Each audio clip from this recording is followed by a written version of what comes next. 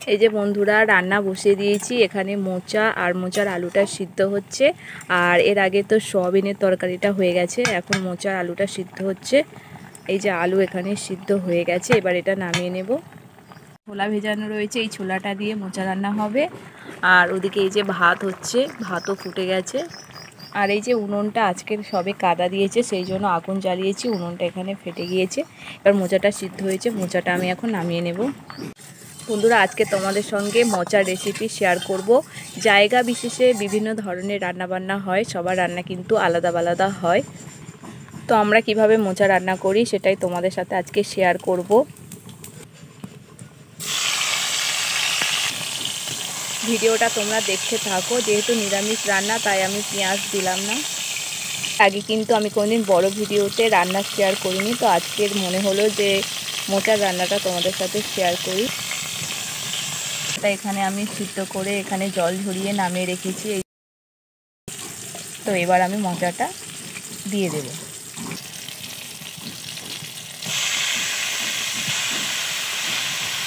তার উপরে দিতে হয়, কিন্তু তখন দিতে ভুলে গেছিলাম, তো এখন আমি ছোলাটা দিয়ে দিলাম। এই মোচা কাটলে কতটা, সিদ্ধ করলে কত কমে যায়, এবার রান্না করার পরে এই মোচাটা আরও অনেকটাই কমে যাবে।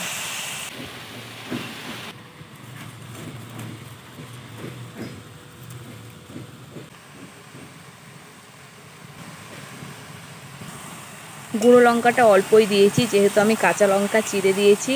আর আদার সাথে কাঁচা লঙ্কা বাটা রয়েছে, সেটা একটু পরেই আমি দিচ্ছি, সেই জন্য গুঁড়ো লঙ্কাটা এখানে আমি অল্প করেই দিয়েছি।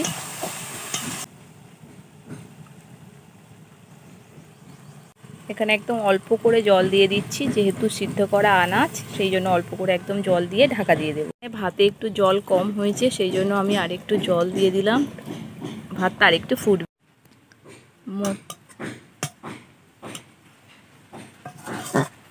মোচার তরকারি একদম রেডি হয়ে গেছে, আর ওদিকে ভাতও হয়ে গেছে। এবার ভাতের ফ্যান ঝাড়িয়ে নেব। সবশেষে একটু ধনেপাতা কুচি ছড়িয়ে দিচ্ছি। এখানে জিরে বাটা বা একটু গরম মশলা দেওয়া যেত, যেহেতু ওটা হাতের কাছে নেই তাই দিলাম না।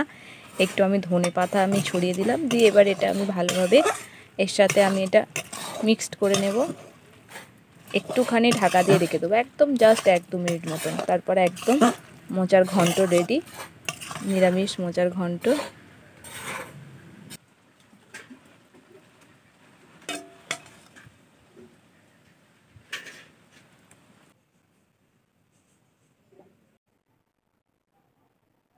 এখন এই ঘরে কাজ চলছে, এই ঘরে মানে আমাদের ঘর মাজা, উপরে এই যে ছাদ ফেলেছে, উপরে সিলিংটা মাজতে হবে। তার আগে ইলেকট্রিকের যে কাজগুলো বাকি আছে, তো আমার বাবা ভাইরা যেহেতু ইলেকট্রিকের কাজ করে, সেহেতু ওরা দুজনেই কাজগুলো করে নিচ্ছে। এই যে দুজন, ঘরের দুদিকে দুজন না করে উঠলাম, এখন প্রায় 1টা মতন বেজে গেছে।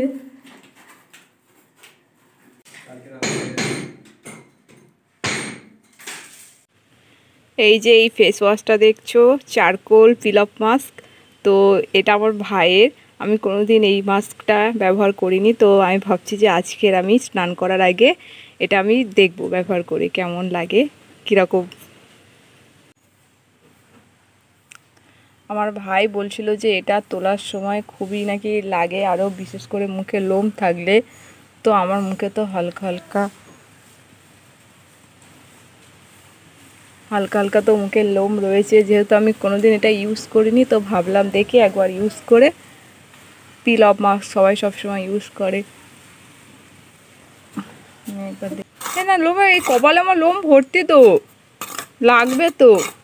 ওই দেয় আমার ভাই আবার বলছে, বলে পুরো মুখে নাকি দেয় না, তোমার কপালে কি হবে। যাচ্ছি চানা খাবো বলে, এই যে বাটি আর চামচ নিয়ে নিয়েছি।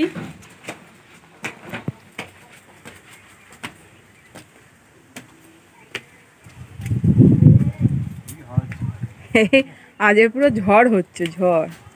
এই যে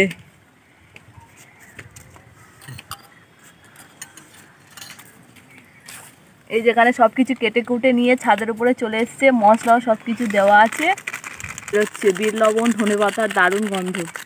আদিতে একদম তেঁতুল রয়েছে, কালো একদম দারুণ, টকটা দারুণ হবে।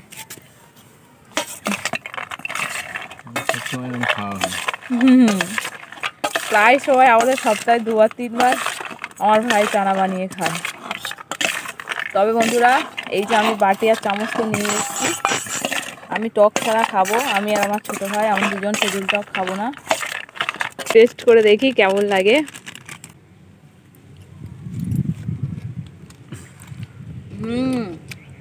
খুব ভালো হয়েছে, টকটা দিলে আরও দারুণ লাগতো।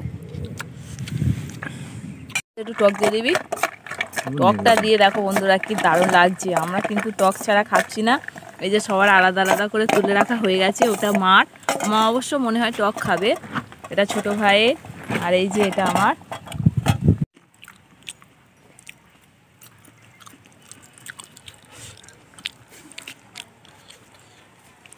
এরকম বিকেল বেলায় ঝাল ঝাল খেতে হেভি লাগে। ওই একজন চলে এসছে হচ্ছে, আজ সকাল থেকে খুব হাওয়া হচ্ছে। তারপর তো বন্ধুরা সন্ধ্যা হয়ে গেছে, আর সবাইকে জানাই শুভ সন্ধ্যা। আর আজকে আমরা মোমো বানাবো, ভেজ মোমো, যেহেতু নিরামিষ, তো সেই মতো মোমো বানাতে বসে গেছি। এটা আমার ভাই গাজরটাই ঘষা মেশিনে ঘষে নিচ্ছে। ওদিকে আমি বিনস আর বাঁধাকপি ওগুলো বটিতে কুচো করে কেটে নিয়েছি। আর এখানে চাটনি হবে টমেটো, সেই জন্য কড়াইতে একটু হালকা হালকা করে ভেজে নেওয়া হচ্ছে।